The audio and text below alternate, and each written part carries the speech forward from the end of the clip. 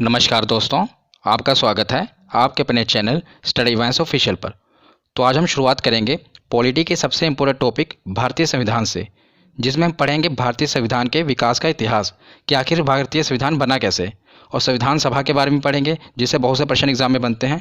और हम पूरे इस टॉपिक को एक कहानी की तरह पढ़ेंगे, आप भी इसमें इन्वॉल्व होइएगा और इसे आपको रटना नहीं है, बस एक कहानी की तरह समझना है और वीडियो को पूरा कॉन्सेंट्रेशन के साथ सुनना है। आप इस वीडियो को अगर पूरा एंड तक देख लेंगे तो आपका इस टॉपिक से क्वेश्चन कभी गलत नहीं होगा। तो चलिए बिना देरी किए हुए वीडियो को शुरू करते हैं। तो चलिए वीडियो की शुरुआत करते हैं और भारतीय संविधान के विकास के इतिहास के बारे में पढ़ते हैं कि आखिर भारतीय संविधान बना कैसे। पर उससे पहले हमें ये पता होना चाहिए कि आखिर संविधान कहते किसको हैं। तो संविधान किसी भी देश का कानूनी दस्तावेज है और किसी भी देश का संविधान उसकी राजनीतिक व्यवस्था का वह बुनियादी सांचा ढांचा निर्धारित करता है जिसके अंतर्गत उसकी जनता शासित होती है। मतलब कि जनता पर शासन करने के लिए एक कानूनी दस्तावेज होता है जिसे संविधान कहते हैं। तो किसी भी देश का शासन व्यवस्था को चलाने के लिए वहाँ का संविधान होता है। और संविधान दो तरह का होता है, लिखित और अलिखित। लिखित उदाहरण के तौर पर भारत का संविधान ये लिखित संविधान है, और अलिखित ब्रिटेन का संविधान हो गया, सऊदी अरब का संविधान हो गया, ये अलिखित संविधान है। ये भी पूछा गया एग्जाम में। तो हम भारतीय संविधान को 3 फेजेज में पढ़ेंगे। पहला 1773 का रेगुलेटिंग एक्ट, दूसरा 1935 भारत शासन अधिनियम, और तीसरा प्रमुखता जिससे हमारा संविधान बना है जिसके तहत 1946 का कैबिनेट मिशन। तो हम 1773 का रेगुलेटिंग एक्ट क्यों पढ़ेंगे मैं आपको बता देता हूँ, क्योंकि उस समय अंग्रेजों का शासन था, आपको पता ही होगा। पर संविधान कहते किसको हैं? जनता पर शासन करने के लिए जो कानून बनाया जाए। तो अंग्रेजों ने अपने भले के लिए, भले ही उन्होंने अपने भलाई के लिए कानून बनाया हो, पर वो भारत का ही पार्ट था। तो इसलिए इसकी शुरुआत, भारत के संविधान की शुरुआत 1773 से ही होती है। तो हम यहाँ से शुरुआत करेंगे और बहुत ही महत्वपूर्ण है, इससे भी प्रश्न बनते हैं। तो हम पढ़ते हैं 1773 ईस्वी का रेगुलेटिंग एक्ट। तो 1757 की प्लासी की लड़ाई हुई और 1764 में बक्सर का युद्ध हुआ। आपको पता है इतिहास के बहुत ही महत्वपूर्ण युद्ध हैं। इसी के बाद अंग्रेजों ने पूरे बंगाल पर कब्जा कर लिया था, 1757 की प्लासी की लड़ाई के बाद और 1764 के बक्सर के युद्ध के बाद। तो अंग्रेजों द्वारा जीत ले जाने के बाद बंगाल पर ब्रिटिश ईस्ट इंडिया कंपनी का शासन हो गया। और इसी शासन को अपने अनुकूल बनाए रखने के लिए अंग्रेजों ने समय समय पर कई एक्ट पारित किए, जिसके तहत 1773 का ये रेगुलेटिंग एक्ट पारित हुआ। और उसमें भारतीय संविधान के विकास के लिए सीढ़ियां बनी। तो ये भारतीय संविधान के का शुरुआत यहीं से हुई, रेगुलेटिंग एक्ट से। तो रेगुलेटिंग एक्ट था क्या? तो रेगुलेटिंग एक्ट के तहत ही आपको बता दूं कि 1774 ईस्वी में कोलकाता में सुप्रीम कोर्ट की स्थापना की गई। तो भारत में सबसे पहले कलकत्ता में सुप्रीम कोर्ट की स्थापना की गई। और ये बहुत बार पूछा गया है कि पहले मुख्य न्यायाधीश कौन थे। तो पहले मुख्य न्यायाधीश थे एलिजा इम्पे। कौन थे? Elijah Impey. ये पूछा गया है, महत्वपूर्ण है। उसके बाद हम देखते हैं 1935 का भारत शासन अधिनियम।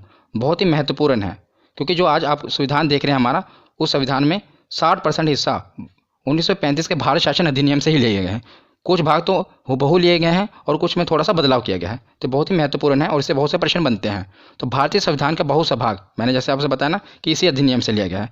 क्वेश्चन बनता है कि भारत का जो संविधान बना है उसका मुख्यतः पार्ट किससे लिया गया है? तो याद रखिएगा 1935 के भारत शासन अधिनियम से। ये अंग्रेज लेकर आए थे और इसी अधिनियम द्वारा म्यांमार को भारत से अलग कर दिया गया। कि जो म्यांमार भारत से अलग कर दिया गया, पहले भारत का हिस्सा हुआ था म्यांमार, जिसे बर्मा कहते थे, उसे 1935 का भारत शासन अधिनियम द्वारा ही भारत से अलग किया गया। और इसी के अंतर्गत भारत में रिजर्व बैंक की स्थापना की गई, जिसे भारतीय रिजर्व बैंक कहते हैं। इसकी स्थापना कब हुई थी? 1 अप्रैल 1935 में भारत में आरबीआई की स्थापना हुई थी। तो ये किसके तहत हुई थी? तो 1935 का भारत शासन अधिनियम के तहत।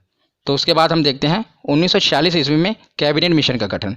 तो इसी कैबिनेट मिशन के गठन के तहत जो हमारा आप संविधान देख रहे हैं, आधुनिक संविधान, इसी मिशन, कैबिनेट मिशन के अंतर्गत ही बना है। तो जुलाई 1946 ईस्वी में कैबिनेट मिशन के तहत भारतीय संविधान के निर्माण के लिए संविधान सभा का गठन किया गया। तो संविधान सभा का गठन किया गया कि ताकि जो भारत का संविधान है बनाया जाए।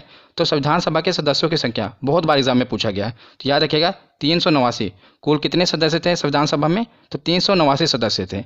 तो उसमें से 292 ब्रिटिश प्रांतों के प्रतिनिधि थे। तो ब्रिटिश प्रांतों के प्रतिनिधि कैसे, मैं आपको बताता हूँ। जैसे कि जो हमारा पूरा भारत था, पूरे भारत पर अंग्रेजों का अधिकार नहीं था। लगभग 60% जो हिस्सा था उस पर पूरा डायरेक्ट अंग्रेजों का अधिकार था। और जो लगभग 40% हिस्सा है उसमें राजा रजवाड़ों, जो देशी रियासतें हैं, उनका अधिकार था। कहीं पर फ्रांस का अधिकार था, कहीं पर पुर्तगाल का अधिकार था। मतलब 60% तो डायरेक्ट अंग्रेजों के अधीन था। तो उसे हम ब्रिटिश प्रांत कहते हैं। और बाकी जो देशी रियासतें हैं इस पर राजा रजवाड़ों का अधिकार था। जैसे राजस्थान हो गया, कुछ हिस्सा मध्य प्रदेश का हो गया, वहाँ पर राजा रजवाड़ों का अधिकार था, इसीलिए उसे हम देशी रियासत कहते हैं। ठीक है। तो जब हमारा संविधान बना तो 292 ब्रिटिश प्रांतों के प्रतिनिधि आए, जहाँ पर मतलब ब्रिटिश सरकार का डायरेक्ट अधिकार था, वहाँ से 292 मेंबर चुने गए। और 93 देशी रियासतों के प्रतिनिधि आए, मतलब जो राजा थे वो 93 देशी रियासतों के प्रतिनिधि मेंबर बन के हैं, और 4 चीफ कमिश्नर। तो ये संख्या पूछी जाती है ज़्यादातर कि ब्रिटिश प्रांतों के प्रतिनिधि कितने थे, तो याद रखिएगा 292, और 93 थे देशी रियासतों के, और कुल कितने थे, तो 389 थे। तो उसके बाद अब हम आगे देखते हैं संविधान सभा की कार्यवाही कि आखिर हमारा संविधान बना कैसे। तो उसमें मुख्यतः आपको 3 डेट याद रखनी है। एक 9 दिसंबर 1946, उसके 2 दिन आप जोड़ देंगे तो 11 दिसंबर 1946, उसमें 2 दिन आप जोड़ देंगे तो 13 दिसंबर 1946। ना जाने कितनी बार एग्जाम में ये डेट पूछी गई है। तीनों डेट बहुत ही महत्वपूर्ण है, आपको रटना नहीं है, बस आपको मैं याद करा दूंगा। देखिए कैसे। तो शुरुआत आप देखते हैं 9 दिसंबर 1946, बहुत ही महत्वपूर्ण दिन है, क्योंकि संविधान सभा की जो पहली बैठक हुई, हमारा संविधान कैसे बनेगा, उसकी रूपरेखा क्या होगी, सब कुछ पहली बैठक 9 दिसंबर 1946 ईस्वी के दिन हुई। तो ये बहुत ही ऐतिहासिक दिन है। पर इस बैठक का मुस्लिम लीग ने बहिष्कार किया। तो पूछा गया है कि संविधान सभा का बहिष्कार किसने किया था, तो मुस्लिम लीग ने। मुस्लिम लीग ने बहिष्कार क्यों किया, क्योंकि मुस्लिम लीग ने अलग अलग देश की मांग कर रहे थे, वो पाकिस्तान की मांग कर रहे थे, इसलिए उन्होंने संविधान सभा का बहिष्कार कर दिया। तो जब ये संविधान सभा की बैठक हुई तो उसमें एक अध्यक्ष भी चुनना था, क्योंकि एक अध्यक्ष तो जरूरी है। पर जब बहिष्कार हो गया तो सभा ने सोचा कि पहले एक अस्थायी अध्यक्ष चुन लेते हैं, उसके बाद हम स्थायी अध्यक्ष चुन लेंगे।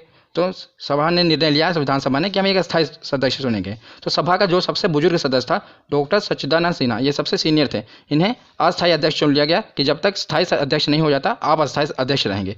पर उसके 2 दिन बाद जब संविधान सभा की बैठक हुई तो डॉक्टर राजेंद्र प्रसाद को संविधान सभा का स्थायी अध्यक्ष चुन लिया गया। बहुत ही महत्वपूर्ण है दोनों, याद रखिएगा। जब आपसे पूछा जाए कि संविधान सभा का अस्थायी अध्यक्ष कौन थे, तो याद रखिएगा डॉक्टर सच्चिदानंद सिन्हा थे, डॉक्टर सच्चिदानंद सिन्हा।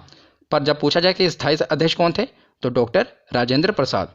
तो उसके 2 दिन बाद 9 हो गई, फिर 11 दिसंबर 1946 हो गई। अब देखते हैं 13 दिसंबर 1946। तो 13 दिसंबर 1946 को जवाहरलाल नेहरू ने सभा के समक्ष उद्देश्य प्रस्ताव, जिसे हमारे भारतीय संविधान की प्रस्तावना कहते हैं, उसे पेश किया, और इसी के साथ संविधान बनने की कार्यवाही शुरू हुई। तो ये क्वेश्चन पूछा जाता है कि जवाहरलाल नेहरू ने उद्देश्य प्रस्ताव कब पेश किया, तो इसे 13 दिसंबर को, जब अध्यक्ष बन गए उसके बाद ही आगे कार्यवाही शुरू होगी संविधान सभा की। उसके 2 दिन बाद 13 दिसंबर को उन्होंने उद्देश्य प्रस्ताव पारित किया, पेश किया संविधान सभा के।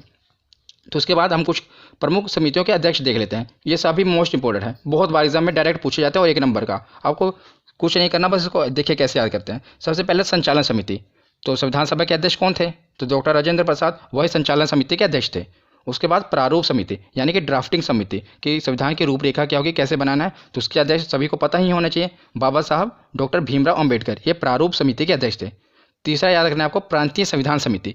प्रांतीय मतलब कि जैसे आपको पता है भारत आज हम राज्य कहते हैं ना, उस समय प्रांतों में बटा हुआ था। तो इस सभी प्रांतों को एकजुट किसने किया, भारत को एकजुट किसने किया, तो सरदार वल्लभ भाई पटेल ने। इससे आप याद रख सकते हैं कि प्रांतीय संविधान समिति के अध्यक्ष कौन थे, तो सरदार वल्लभ भाई पटेल। उसके बाद देते हैं संघीय संविधान समिति। संघ मतलब कि केंद्र, तो हमारे पहले प्रधानमंत्री पंडित जवाहरलाल नेहरू संघीय संविधान समिति के अध्यक्ष थे। और राष्ट्र ध्वज संबंधी समिति जो बनी थी, उसके अध्यक्ष कौन थे, तो ये भी एसएससी में पूछा गया था कि राष्ट्र ध्वज संबंधी समिति के अध्यक्ष कौन थे, तो डॉक्टर राजेंद्र प्रसाद। आपको ये 5 याद होना चाहिए, वो बहुत ही महत्वपूर्ण है, या आपको याद भी हो गए होंगे क्योंकि ज़्यादा इसमें कुछ डिफिकल्ट नहीं है। उसके बाद हम देखते हैं कि आपको पता है कि मुस्लिम लीग ने संविधान सभा का बहिष्कार कर दिया, क्योंकि वो अलग देश की मांग कर रहे थे। तो आखिर दिन आ ही गया कि 3 जून 1947 को यह घोषणा कर दी गई कि भारत का बंटवारा होगा। भारत का बंटवारे की घोषणा कब की गई, तो 3 जून 1947 को। तो भारत जो है अपना आज़ादी दिवस 15 अगस्त 1947 को मनाता है, पर पाकिस्तान अपना आज़ादी दिवस 14 अगस्त 1947 को मनाता है। तो जब देश का विभाजन हो गया तो उसके बाद जो संविधान सभा बैठी थी उसका पुनर्गठन हुआ। तो 31 अक्टूबर 1947 को संविधान सभा का पुनर्गठन किया गया। पुनर्गठन क्यों किया गया, क्योंकि जो पहली संविधान सभा बैठी थी उसमें तो जो पाकिस्तान के सदस्य थे वो भी तो इंक्लूड थे ना। जो पाकिस्तान की जो देशी रियासतें थी, जो वहाँ के राजा थे, और जो वहाँ के प्रांतों के ब्रिटिश प्रांतों के प्रतिनिधि थे, वो भी सम्मिलित थे। लेकिन जब पाकिस्तान एक अलग देश बन गया, इधर बांग्लादेश जो आज हम पहले पूर्वी पाकिस्तान, वो भी बन गया, तो जो उसके राजा रजवाड़े थे वो हमारे संविधान में क्यों भाग लेंगे। तो इसीलिए अब क्या हुआ, सदस्यों की संख्या कम हो गई। पहले कितनी थी, तो याद रखना, पहले थी 389, 389। अब कितनी हो गई, तो 299। जब आपसे प्रश्न बनेगा तो ऐसा पूछा जाता है कि संविधान सभा की जब पहली बैठक हुई तो उसमें कुल सदस्य कितने थे, तो याद रखिएगा 389। तो जब पूछा जाएगा कि जब भारत का विभाजन हो गया तो जब संविधान सभा का पुनर्गठन के बाद कितने सदस्यों की संख्या हो गई, तो 299। इसमें कंफ्यूज ना होइएगा क्योंकि कम हो जाएंगी ना, या बस ये पहले 389 थी, उसके बाद कम होकर 299 हो गई। तो जब 299 होगी तो प्रांतीय सदस्यों में भी कमी आएगी, तो 229 ब्रिटिश प्रांतीय सदस्य थे, और राजे रजवाड़ों में भी कमी आएगी। तो पहले जो 70, अभी कितने हो गए 70, और पहले कितने थे, तो पहले मैं आपको बताऊँ तो पहले थे 93, और अब कमी हो गई, कितने हो गए 70। और पहले ये प्रांतीय सदस्य कितने थे? तो प्रांतीय सदस्य 292 और अब कम हो गए, कितने हो गए? 229। ये तो ऐसे ही है, देखो 9 टू ये जो 2 है इधर उठा के इधर रख दिया इन्होंने, बस 229 हो गए। इसको आप ऐसे याद कर सकते हैं। जब 229 ये हो गए तो बचे 299 कितने? तो 70 देशी रियासतों के सदस्य हो गए। ठीक है ना, ये भी आपको याद रखने हैं। तो उसके बाद हम देखते हैं कि ये जब सभा का पुनर्गठन हुआ तो उसके बाद संविधान बनने की कार्यवाही तेज हो गई। तो दुनिया भर के संविधान को बारीकी से परखने के बाद बाबा साहब भीमराव अंबेडकर ने भारतीय संविधान का मसौदा तैयार किया।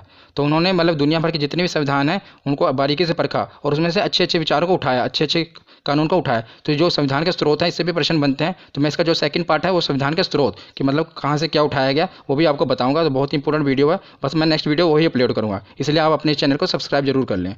तो दुनिया भर के कानूनों को, संविधान को बारीकी से परखने के बाद बाबा साहब भीमराव अंबेडकर ने भारतीय संविधान का मसौदा तैयार किया और आखिर वो दिन आ गया कि 26 नवंबर 1949 को भारतीय संविधान पूरी तरह से बनकर तैयार हो गया और इसे संविधान सभा द्वारा पारित कर दिया गया।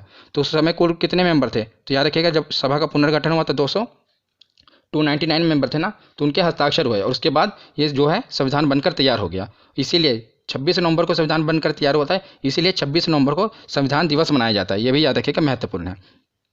पर 26 नवंबर को संविधान बन तो गया, पर इसे लागू कब किया गया? तो 26 जनवरी 1950 को लागू किया गया।